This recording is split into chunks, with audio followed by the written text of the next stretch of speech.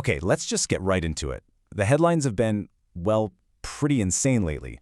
You've seen the clips, right? Missiles flying through the night sky in the Middle East, constant alerts about Israel and Iran, and of course the United States is involved. It's a lot. And it's all happening really, really fast. And all that noise, all that chaos, has basically everyone asking one very simple and honestly very scary question. Is this it? Is this the beginning of World War III? That's the thought that's keeping a lot of people up at night. But here's the thing. What if I told you that what you're seeing on your social media feed, well, it isn't the whole story? Today, we're going to cut through all that hype and fear and actually break down what's really going on.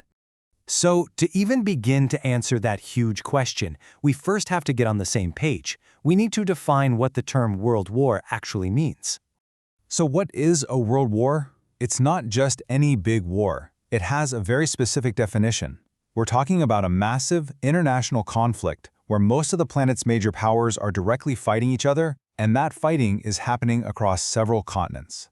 Think of it like a checklist. This is the benchmark we got from conflicts like World War I and World War II. You had multiple global powers directly in the fight. The combat wasn't just in one place. It spanned the entire globe. And you had entire countries shifting their whole economy to a war footing. It's the whole shebang. Okay, so with that checklist in mind, let's ask the question again. Does what we're seeing right now in the Middle East actually tick those boxes? To figure that out, we have to look closely at who is actually throwing punches versus who is, just standing on the sidelines watching. This chart really lays it all out. On one side, you have the direct combatants, Iran, Israel, the US, and a bunch of regional proxy groups, smaller militias backed by the bigger players. But, and this is the really important part, look at the other column.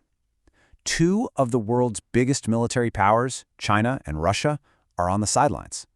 And that right there is the key. Without major global powers like China and Russia jumping into the fight directly, this conflict, as serious as it is, just doesn't meet the definition of a world war.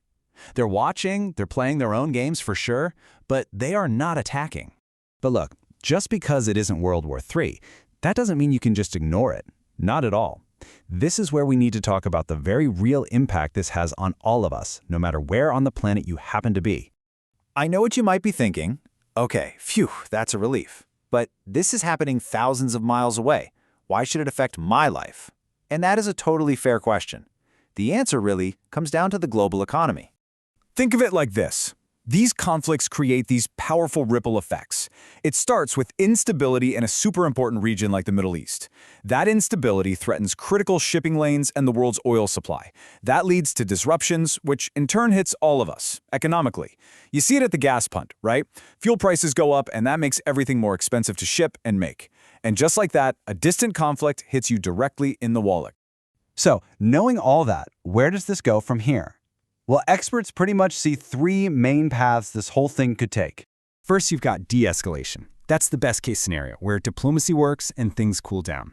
Then you have the absolute worst case, global escalation, where those other major powers do get dragged in. And right now, we're living in that middle scenario, a long, messy, regional war that stays contained, but is still incredibly dangerous. Which brings us right back to that question we started with. So, is this World War III? The clear answer is no. But the two most important words in that sentence are not yet. So here's the bottom line. We've got a very serious regional conflict with very real global consequences. But it hasn't crossed that terrifying line into a true world war. World leaders know how devastating that would be, and that's why they're being so cautious. But the entire world is watching, because the situation is so tense that one wrong move, one miscalculation, could be the spark that changes everything.